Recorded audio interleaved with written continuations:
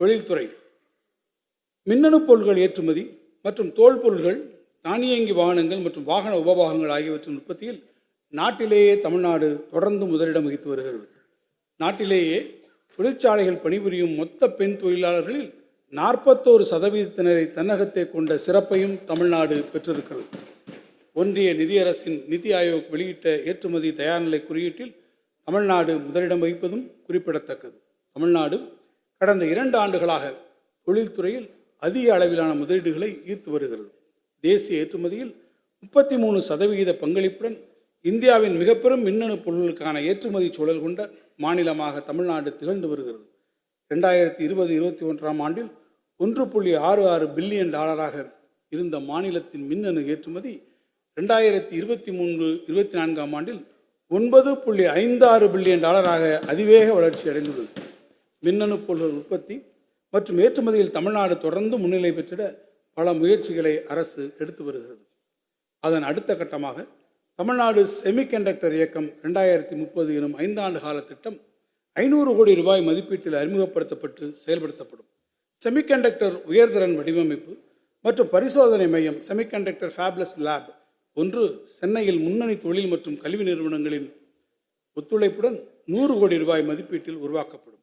உலக அளவில் தலைசிறந்த செமிகண்டக்டர் வடிவமைப்பு நிறுவனங்கள் மற்றும் உள்நாட்டு புத்தொழில் நிறுவனங்கள் தங்கள் வடிவமைப்பு மையங்களை தமிழ்நாட்டில் அமைத்திட ஊக்கம் அளிக்கப்படும்.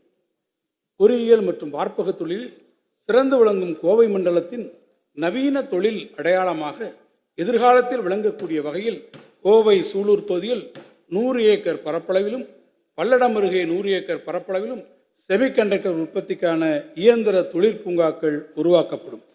அமெரிக்கா, சிங்கப்பூர், மலேசியா மற்றும் தைவானிய நிறுவனங்கள் இணைந்து அமைக்கவிருக்கும் இந்த தொழில்நுட்ப பூங்காக்கள் கோவை மண்டலத்தின் பொருளாதார வளர்ச்சியை அடுத்த கட்டத்திற்கு எடுத்துச் செல்லும். 25 ஆண்டுகளுக்கு முன் சென்னையில் டைடல் பூங்காவை அமைத்து தமிழ்நாட்டின் தகவல் தொழில்நுட்ப புரட்சிக்கு வித்திட்ட நவீன தமிழ்நாட்டின் சிற்பியான முத்தமிழறிஞர் கலைஞர் அவர்கள் வகுத்து தந்த தகவல் நெடுஞ்சாலையில் தமிழ்நாட்டின் அனைத்து நகரங்களும் இணைந்து பயனடைய வேண்டும் என்ற நோக்கத்தோடு ஓசூரில் 5 லட்சம் சதுரடி பரப்பில் உயர்தர அலுவல வசதிகளை கொண்டு $400 கோடி மதிப்பீட்டில் டைடல் தகவல் தொழில்நுட்ப பூங்கா ஒன்றும், விருதுநகர் மாவட்டத்தில் புதிய மினி டைடல் பூங்கா ஒன்றும் அமைக்கப்படும். இதன் மூலம் 6600 இளைஞர்களுக்கு வேலை வாய்ப்பு கிடைக்கும். உலகளாவிய திறன் மையங்களை ஈர்ப்பதில் தமிழ்நாட்டில் சென்னை மற்றும் கோவை மாநகரங்கள் மகத்தான வெற்றியை பெற்றுள்ளன. அதைத் தொடர்ந்து தொழில் வளர்ச்சியில் பெரும் முன்னேற்றத்தை கண்டு வரும் ஓசூர் நகரை உலகளாவிய திறன் மையங்கள் மற்றும் ஆராய்ச்சி மேம்பாட்டிற்காக ஒரு புதிய மையமாக நிலைநிறுத்துவதற்கு இந்த அரசு திட்டமிட்டுள்ளது. இந்த தொலைநோக்கு பார்வையுடன் சென்னையில் பழைய மாமல்லபுரம் சாலையினை தகவல் தொழில்நுட்ப வழித்தடமாக சிறப்புடன் மாற்றி அமைத்ததை போன்று ஓசூர் நகரத்தை ஒட்டி உலகத்தரம் வாய்ந்த உள்கட்டமைப்பு வசதியுடன் ஓசூர் அறிவுசார் பெருவழித்தடம், ஓசூர் நாலேஜ் காரிடார் ஒன்று அமைக்கப்படும். உலகின் முன்னணி தகவல் தொழில்நுட்ப நிறுவனங்கள் தங்களுடைய உலகளாவிய திறன் மையங்கள் மற்றும் ஆராய்ச்சி மேம்பாட்டு மையங்களை அங்கு அமைத்திட தேவையான அனைத்து வசதிகளும் இந்த வழித்தடத்தில் இடம்பெற்றிருக்கும். அதிக அளவில் வேலைவாய்ப்புகளை வழங்கிட, பொருளாதார வளர்ச்சியை மாநிலத்தின் அனைத்து பகுதிகளுக்கும் பரவலாக கொண்டு சேர்த்திட இந்த திராவிட மாடல் அரசு அயராது உழைத்து வருகிறது. அந்த உயரிய நோக்கத்தை நடைமுறைப்படுத்திடும் வகையில் கீழ்கண்ட தொழில் முயற்சிகள் முன்னெடுக்கப்படும். தோல் அல்லாத காலணி உற்பத்தியில் ஈடுபட்டுள்ள உலகின் முன்னணி நிறுவனங்கள் மூலம் கடந்த 4 ஆண்டுகளில் விழுப்புரம், ராணிப்பேட்டை, வேலூர், கள்ளக்குறிச்சி, கரூர், பெரம்பலூர், அரியலூர் ஆகிய இடங்களில் அமைக்கப்பட்டு வருகின்ற தோல் அல்லாத காலணி உற்பத்தி தொழிற்சாலைகளின் மூலம் 1 லட்சத்திற்கும் அதிகமான நபர்கள் வேலைவாய்ப்பு பெறுவதுடன் அவர்களில் 80% பேர் ஊரக பகுதிகளை சார்ந்த பெண்களாக இருப்பார்கள் என்பது குறிப்பிடத்தக்கது. அதிக வேலைவாய்ப்புகளை உருவாக்கும் இத்துறையில் நாட்டிலேயே அதிக வெளிநாட்டு முதலீடுகளை ஈர்த்திட்ட மாநிலமாக தமிழ்நாடு திகழ்கிறது.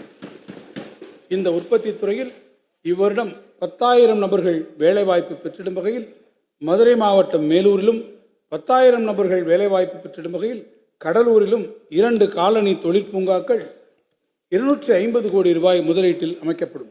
மேலும் கள்ளக்குறிச்சி மாவட்டத்தில் காலனி திறன் பயிற்சி மற்றும் ஒன்றை சிப்காட் நிறுவனம் நிறுவிடும்.